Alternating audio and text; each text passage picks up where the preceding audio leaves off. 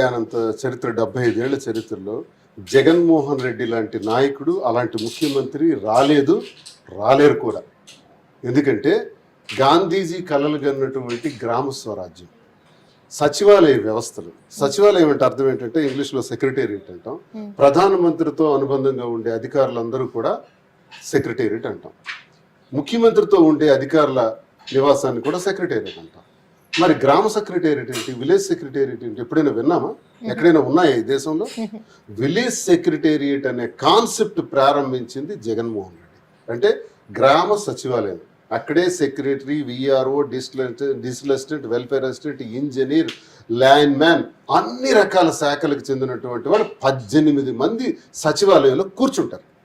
ఆ 18 మందికి అనుబంధంగా 50 ఏళ్లకు వాలంటీర్. ఆ వాలంటీర్ ప్రభుత్వ పథకాలన్నీ, అమ్మఒడి, రైతు భరోసా, చేయూత, జగనన్న విద్యా దీవెన, జగనన్న వసతి దీవెన, ఆరోగ్యశ్రీ, వైఎస్ఆర్ ఆరోగ్య ఆసరా, న్యాయబ్రాహ్మణులేంటి, ఆటో రిక్షాలేంటి, ఇలాంటి ప్రభుత్వ పథకాలన్నీ 2,40,000 కోట్ల పైచిలకు నిధులన్నీ కూడా ఈ సచివాలయ వ్యవస్థ ద్వారా, వాలంటీర్స్ ద్వారా ప్రతి ఇంటికి పంపించిన మొట్టమొదటి నాయకుడు దేశంలో జగన్మోహన్ రెడ్డి. చెప్పండి, ఒక్క నిమిషం. ఇన్ని చేశారు.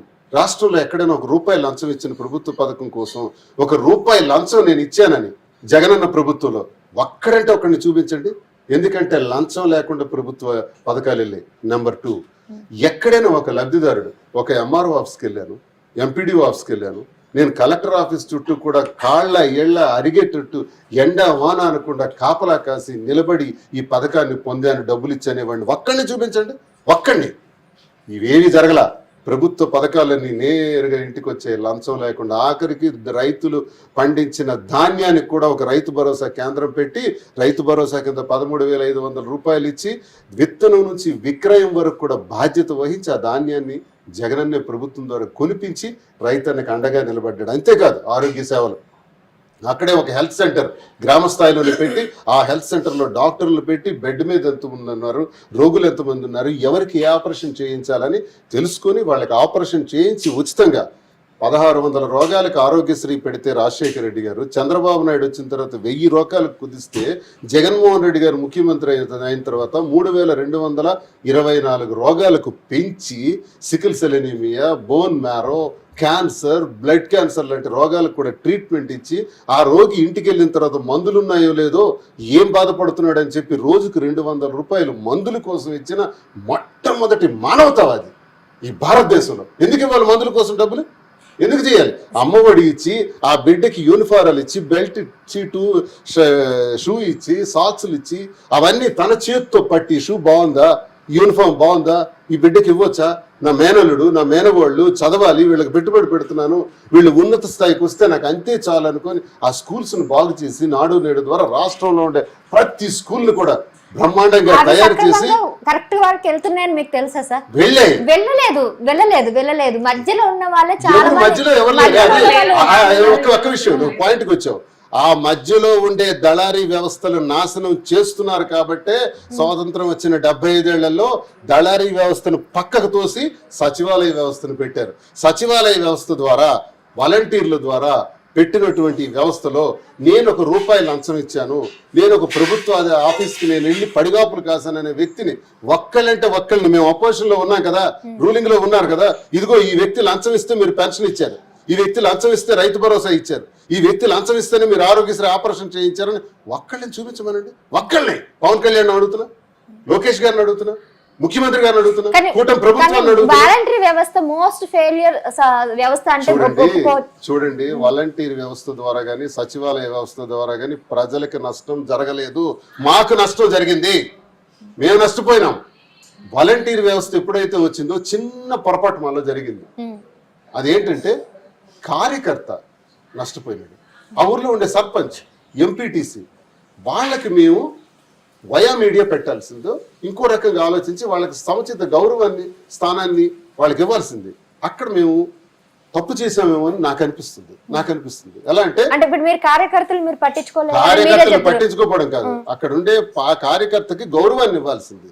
ఈ పథకాలు పంపిణీ చేయడంలో జగనన్న ఇస్తున్నారు కాబట్టి, జగనన్న రిప్రజెంటేటివ్ గా ఆ ఊర్లో ఒక వ్యక్తి ఉన్నాడు కాబట్టి, ఆ వ్యక్తి ద్వారా ఇది సరఫరా జరుగుంటే ఆ వ్యక్తి గౌరవం వచ్చి ఉండేది. ఆ గౌరవాన్ని ఇవ్వలేకపోయినామేమో, డైరెక్ట్ గా పథకాలు ఇచ్చేసినాం. ఇచ్చేయటం వల్ల ప్రజలకు జగనన్నకి మధ్య వారధిగా ఉండే కార్యకర్తకి గౌరవం రాలేదు అన్నది మా నష్టం. అక్కడే మాకు నష్టం జరిగింది. కార్యకర్తకు సరైన స్థానాన్ని, గౌరవాన్ని ఇవ్వలేకపోయినాం. మేము చేసిన తప్పులేంటో నేను స్పష్టంగా చెప్తున్నాను కదా. ఆ తప్పు వల్లే మా కార్యకర్తలో కొంత గౌరవం పోవటం వల్ల కార్యకర్త నిరాశ నిస్పృహకు గురైనాడు. ఆ తప్పు కూడా జరిగింది. రెండు సార్ ఇంకో తప్పు కూడా నేను చెప్తాను సార్.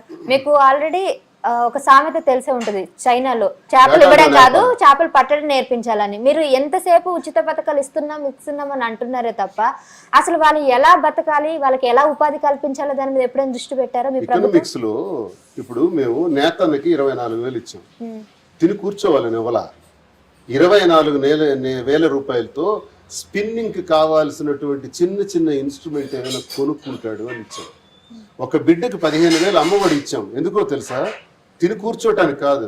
ఆ తల్లి ఆ బిడ్డకి స్కూల్కి పంపించేటప్పుడు పండగలకో లేకపోతే ఇంకో సందర్భంలోనో ఒక 2 బట్టలు కొనుక్కోవటానికి, లేకపోతే పుస్తకాలు కొనవటానికి, లేకపోతే ఇంకేదైనా ఆ బిడ్డకి అవసరమైనటువంటి అవసరాలు ఆ ఏడాదిలో తీర్చుకోవటానికి 15,000 రూపాయలు ఇచ్చారు.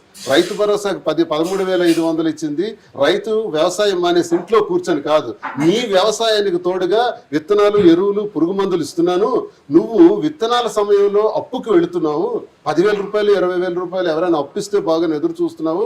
నువ్వు అప్పు చేయకన్నా నేనున్నానన్నా అని చెప్పి 13,500 రూపాయలు ఆ వ్యవసాయానికి ఒక సపోర్ట్గా ఇస్తున్నాం తప్ప ఈ పథకాలు ఏ పథకం కూడా, జగనన్న ఇచ్చిన ఏ పథకం కూడా కూర్చొని ఇంట్లో కూర్చొని తినటానికి ఇవ్వలేదు. వాళ్ళు చేసే పనిలో ఒక మహిళ ఉంటారు. ప్రతి మహిళకి 20 సంవత్సరాల వయసులో పెళ్ళి అవుతుంది. ఆమెకి భర్త అప్పుడు ఎంత వయసు ఉంటుంది? 25 సంవత్సరాలు ఉంటాడు. అదే మహిళకి 45 సంవత్సరాలు వచ్చింది అనుకోండి, ఆ భర్తకి 50 సంవత్సరాలు, 50 సంవత్సరాలు, 60 సంవత్సరాలు వస్తుంది. ఆ 60 సంవత్సరాలు వచ్చిన వయసుకి భర్తకి శక్తి తగ్గుతుంది, పని చేయలేకుండా పోతున్నాడు, పొలంకి వెళ్ళలేకపోతున్నాడు, అనారోగ్యం పాలయ్యాడు. అప్పుడు ఆ భార్య కనిపిస్తుంది. 45 సంవత్సరాల వయసు వచ్చినటువంటి ఆ మహిళకి, నేను ఏదైనా వ్యాపారం చేస్తే బాగును, పిల్ల డిగ్రీ చదువుతున్నాడు, కూతురు పెళ్లి వయసుకు వచ్చింది, నేను ఏదైనా చేస్తే బాగున్నాను ఎదురు చూసే ఆ చెల్లెమ్మకి నేను 18,750 రూపాయలు నీకు చేయూతనిస్తానక్క, నువ్వు ఏదైనా చిన్న వ్యాపారం చేసుకో, దుకాణం పెట్టుకో, ఓ బట్టల దుకాణం పెట్టుకో, లేకపోతే ఏదో ఖర్చు పెట్టి నువ్వు చిన్న వ్యాపారం చేసి నీ బిడ్డలు నువ్వు చదివించుకొని ఏడాదికి 18,750 రూపాయలు 45 సంవత్సరాలు దాటిన మహిళలకు ఎందుకు ఇచ్చాడో తెలుసా? ఆ టైంలోనే మహిళకు అవసరం వస్తుంది డబ్బు. ఆ టైంలోనే ఏదైనా వ్యాపారం చేయాలనుకుంటుంది ప్రతి మహిళ. ఆ టైంలోనే పిల్లలు పెద్దవాళ్ళు అవుతారు. అది గుర్తించిన మానవుడు భూమి మీద ఎవడైనా ఉన్నాడా ఎక్సెప్ట్ జగన్మోహన్ రెడ్డి? నేను జగన్మోహన్ రెడ్డి ఇచ్చిన ప్రతి పథకంలో కూడా ఒక ఆర్ద్రత, ఒక ఆవేశం, ఒక కష్టం. ఇది మీరు నేను చెబితే రాలా. 3,648 కిలోమీటర్ల పాదయాత్ర చేస్తే కోట్ల మంది మహిళల్ని, అక్కల్ని, చెల్లెమ్మల్ని కలిస్తే వాళ్ళు అతని చెవిలో చెప్పినటువంటి మాటలు. ఆ కష్టాలే నవరత్నాలు, ఆ కష్టాలే పథకాలు. అంతేగాని కూర్చొని తిండి పెట్టడానికి అది. ఇప్పుడు నేను చెప్తున్నా, పాయింట్కి వస్తున్నా. చెప్పండి. మోసం చేయడానికి, ప్రజలను మోసం ఎందుకు జగన్మోహన్ రెడ్డి గారు ఓడిపోయారు? ఒకటి, పార్టీ కేడర్కి దూరమైనాం. నెంబర్ 1 మేమే యాక్సెప్ట్ చేస్తున్నాం. నెంబర్ 2, తెలుగుదేశం పార్టీ లేనిపోని వాగ్దానాలు ఇచ్చింది. ఎలా ఇచ్చారు? మేము బిడ్డకి 15,000 ఇస్తున్నాం. ఒక తల్లికి 2-3 బిడ్డలు ఉన్నా ఒక బిడ్డకి ఇచ్చాం అమ్మవాడు. వాళ్ళు ఏం చెప్పారు? నీకు 15, నీకు 15, నీకు 15, నీకు 15, నీకు 10 అన్నా, నువ్వు వచ్చావా నీకు 15. ఇలా చెప్పి చదువుతున్న ప్రతి బిడ్డకు కూడా, స్కూల్కి వెళ్ళిన ప్రతి బిడ్డకు కూడా ఇస్తామని అబద్ధం ఆడారు. మీరేమనుకుంటారు? మీ ఇంట్లోనే 2 తమ్ముళ్ళు ఉంటే ఒక తమ్ముడికి ఇచ్చాడు జగన్, చంద్రబాబు నాయుడు వస్తే 2 తమ్ముళ్ళకి ఇస్తాడని మీరు ఆశపడతారా లేదా? ఎస్, అదే ఓట్ బ్యాంక్ కింద కన్వర్ట్ అయింది. ఇంకో మాట కూడా చెప్పాడు, 18 సంవత్సరాలు దాటిన ప్రతి మహిళకి 59 సంవత్సరాల వరకు నేను 3,000 రూపాయలు ఇస్తానని చెప్పాడు. 3,000 కాదు, ఇస్తామని చెప్పాడు. ఒక్కడికైనా ఇచ్చాడా? ఆశపడ్డారే, ప్రతి మహిళ ఆశపడ్డారే. అలాగే రైతన్నకి జగన్మోహన్ రెడ్డి 13,500 ఇచ్చాడు, నేను 20,000 ఇస్తానని చెప్పాడు. నమ్మారు. మీలాంటి నిరుద్యోగులు 20 లక్షల మంది ఉన్నారు, వాళ్ళందరికి కూడా 3,000 రూపాయలు ఇస్తామని చెప్పాడు. నమ్మారు. అంటే జగన్ ఇచ్చిన పథకాలకు, చంద్రబాబు నాయుడు ఇచ్చిన వాగ్దానాలకు చాలా వేరియేషన్ కనబడుతుంది. ఇన్ని ప్రభుత్వ పథకాలు మాకు వస్తే జగన్ మంచోడే, బాగా చేశాడు, మా అన్న తమ్ముళ్ళలా చూసుకున్నాడు, కన్నబిడ్డలా చూసుకున్నాడు. కానీ చంద్రబాబు నాయుడు అంతకన్నా ఎక్కువ ఇస్తామంటున్నాడు కదా, అందరి పిల్లలకి ఇస్తామంటున్నాడు కదా, ఆయనకి గెలిపిద్దామని గెలిపించారు, ఆశపడ్డారు, నమ్మారు. అదొక్క reason కూడా కాదు కదండి. నమ్మి గోతులో పడ్డారు. ఈ రోజు ప్రజలు ఇప్పుడు ఏమంటున్నారో తెలుసా?